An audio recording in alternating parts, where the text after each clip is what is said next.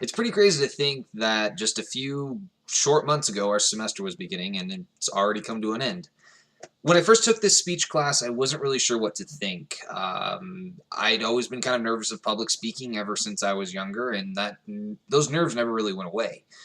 I've just found better ways of dealing with them. And when it came to doing it in college, especially in this online forum, I wasn't really sure what to expect, but I'm glad that I took it and I had a great time with this class. It was always really interesting to hear different people's ideas and see how they would respond to my own speeches and things like that, and I'm very appreciative for it. As you can probably tell from the topics that I've given my speeches on, I absolutely love politics. I love debating them. I love learning about how different people from other backgrounds than myself think.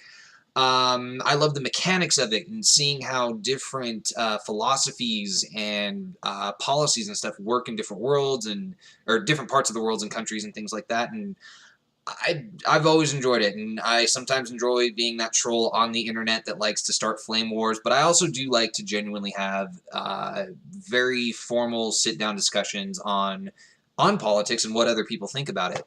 So it's probably no surprise, again, given my speech topics, that I am a huge Donald Trump supporter. I actually have been since day one when he announced his candidacy back in 2015, I believe.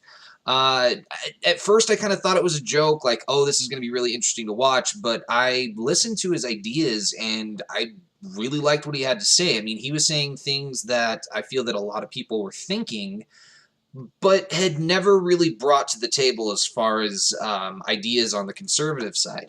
So, for my final speech, I'd like to talk about the 100-ish days of Trump's presidency. I say 100-ish because a lot of important things have happened since the 100-day mark, and the 100-day mark is just kind of an arbitrary number that's been picked for several presidents just to kind of judge where the presidency is going, how it's been going so far, and where it may go in the future. Um, so just to kind of start out, like I said, I've always really liked Trump just because he's a very strong leader. He doesn't take anything from anybody. He says what's on his mind. May not always be the best thing, and his mouth does get him in trouble. I will definitely agree with that. But overall, he's a strong leader, and I think that that's something that we definitely need, regardless of what you think of his policies. At the end of the day, we need someone to bring our country together, unite us, and go towards a common goal, which is a more prosperous United States. Now, I'm going to start off with things that I don't like about it. The healthcare bills have been a huge thing. I was never a supporter of Obamacare. I think that government run anything is usually a disaster. And the healthcare is no exception. Obamacare was a disaster. As I've mentioned in my refutation speech towards socialism, premiums are up almost 100% in some places. Deductibles excuse me, deductibles for individuals are anywhere from 6 grand and up on average. It's just not a good system. And when the first healthcare bill came out a couple of weeks ago, I didn't like it. I thought it was something that the speaker, Paul Ryan, was trying to pass, and it was called Obamacare Light for a reason. I mean, it really didn't offer anything new. And I think that it was just being rushed so that way that they could say, like, oh, hey, the Trump administration passed something within the first 100 days and it's monumental, this, that, and the other thing. And I didn't really think it was worth it, so I was glad that first one didn't pass. However, shortly after the 100-day mark, another one did pass. They successfully repealed Obamacare, which needed to happen. However, they have replaced it with another healthcare bill that's very similar. I definitely agree with the repeal. I wish that that would have been separate, and what they would have done is repeal Obamacare in one bill, have another bill that makes it so it's illegal to deny people based off pre-existing conditions, and then allow the insurance companies to sell across state lines. That way you get more market competition, and then it's going to drive prices down for everyone while ensuring that we have the best medical care in the world. I also didn't support what he actually passed today, or signed into law today, was the $1.1 trillion spending deficit for the government to keep it running. Our deficit is now over $20 trillion, which is insane. This is something that Obama would have done. In fact, Obama, he made the deficit more than any other country or any other president in the history of this country combined, and all this did is add to it. So as someone that supports conservative values, Republican values, it makes me wonder why I'm voting Republican when I'm still getting budgets that are not supported by my values, but by the people that I'm voting into office. So those are the things I haven't supported. However, there have been, for the most part, it's been an awesome presidency for a lot of different reasons. The first being the Dow Jones Industrial, or the stock market, broke over 20,000 points. That's a record and the first time that has happened since the beginning of it. So that shows a lot of things, that the market, people with money, companies, things like that, are very enthused about this presidency. They're ready to start investing in America again. And we can even look at different companies. The Chinese company that owns Sprint, they're actually pledging to have 50,000 jobs within the next couple of years in the United States. And just recently, Apple announced that they're going to be investing $1 billion in our economy as well, which is huge. That's going to be bring more manufacturing jobs to the United States, put people to work, which is just awesome. Now, another big thing that I liked was the dropping of the Moab bomb, or also known as the mother of all bombs, because it's the largest bomb in our arsenal that is non-nuclear. This was dropped in eastern Afghanistan, and it initially it killed 35 ISIS members, and there wasn't a whole lot known about it. Just a 21,000-ton bomb getting dropped on these guys. And as information came out about it, it actually became better. The death toll of ISIS rose from 34 to over 90 militants that were killed.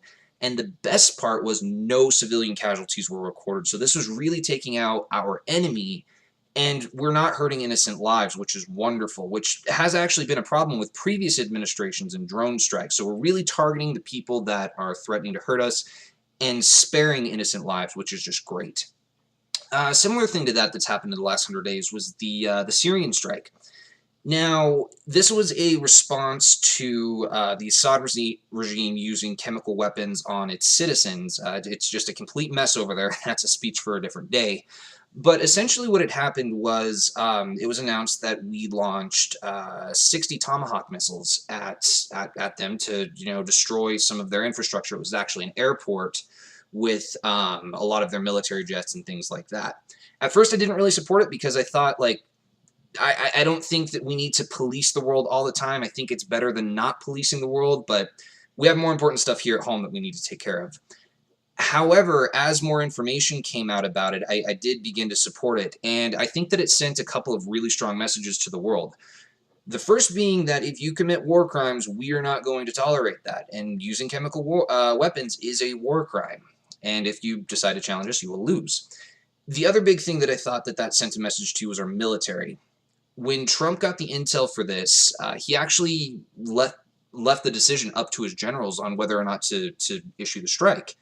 And I think that shows that, their commander-in-chief trusts the military leaders to make these decisions. Let them do the job that they're there to do. Now, a couple of other things that I really liked about the 100 days was just the actual spending. So, in comparison, Obama's first 100 days in office for his first term, there was $4 billion that were spent. Donald Trump's was 141 times less than that. He spent about $21 million. So he's adding a lot less to our deficit, which I think is great. He's been doing this by a couple of things. The first being, and one of the prime examples actually, is his dealings with Lockheed Martin. They're the manufacturers for the F-35 fighter jet. Originally, there was a plan to build a bunch of them.